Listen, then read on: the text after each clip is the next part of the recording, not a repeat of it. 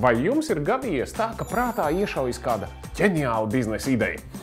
Taču entuziasms ātri vien noplok, jo realizēt to ir grūti, paši jūs nemākat programmēt un tūmā arī neviena palīga nav, bet nenokariet degunu. Tālāk nāks pēdējā laikā bieži dzirdētais vārds – startup. Bet kas tad ir startup? Tas ir kaut kā jauna sākums. Tas ir kā idejas kooperatīvs, kurā apvienojas cilvēki, kas realizē šo biznesa ideju, kas ir vēl tikai savas nišas meklējumos.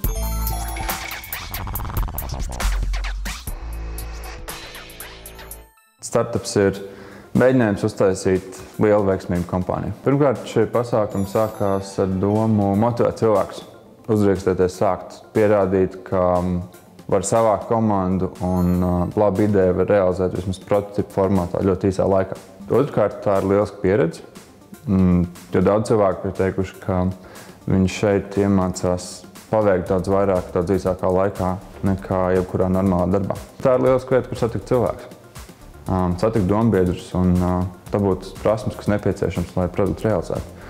Un tieši tā networking daļa vai cilvēku satikšanas daļa ir, manuprāt, vissvarīgākā šādos pasākumos. Satikt cilvēkus dažādām prasmēm, pārbaudīt, vai tur viņiem spēj strādāt kopā, liels spriedzes un intensitātes apstākļos un kaut ko radīt. Garāža 48 ir pasākums 2 dienu garumā. Pirmais pasākums notika 2010. gadā, un šobrīd ir bijuši jau 32 reizes, kad kopā sanākuši dažādi cilvēki, lai realizētu trakas idejas. Garāža 48 pasākumi notiek dažādās valstīs, tāpēc arī izveidotās komandas bieži vien ir internacionālas. Es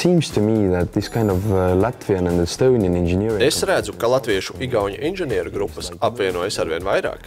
Es pat teiktu, ka tās veiksmīgākās komandas, kas ir sasnieguši savus mērķus, nodibinājušas uzņēmumus, dabūjuši investors un strādā ar peļņu, ir tieši jauktās latviešu un igauņu komandas.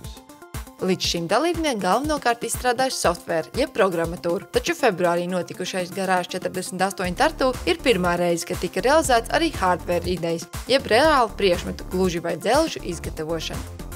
Aptuveni pirms pusotra gada es sāku redzēt, ka rodas arvien vairāk reālu produktu gatavošanas startup idejas. To kļūst vairāk, un varbūt tāpēc, ka šodien ir vieglāk izgatavot prototipus, piemēram, ar Arduino boards vai Raspberry Pi palīdzību.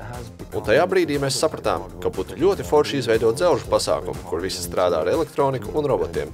It īpaši, ja to visu apvieno ar dizaineriem un cilvēkiem no radošās vides. Nedēļas nogalē Tartu piedalījās gandrīz 140 dalībnieku, kopā prezentējot 39 idejas. 2 dienu laikā 19 no tām tika realizētas jau līdz gatavam produktam. Idejas svārstījās no rotaļlietas kaķim līdz mūsdienu siltumnīcai un lidojošiem robotiem. Viens raidījums ir par īsu, lai apskatītu to visu un izvēlētos labāko, tāpēc jautājām padomu reālam investoram. Daudz gudru, inovatīvu un talantīgu cilvēku sanāk kopā un izveido komandas. Ja šīs nav idejas, kas mainīs pasauli, tad kas vēl?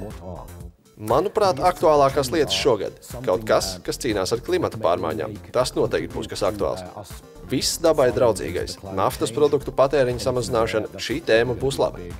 Viss, kas saistīts ar veselību. Uzlabot veselību un labklājību. Valkājumās tehnoloģijas. Tā būs spēcīga tendence tuvākajos gados. Manuprāt, ir pilnīgi bezjēdzīgi izvēlēties favorītu. Tas ir kā salīdzināt ābolus ar apelsīniem. Dažas lietas ir labas īstermiņā, citas mainīs pasauli 10 gados. Un kurš var teikt, kas ir labs un kas ir vēl labāks?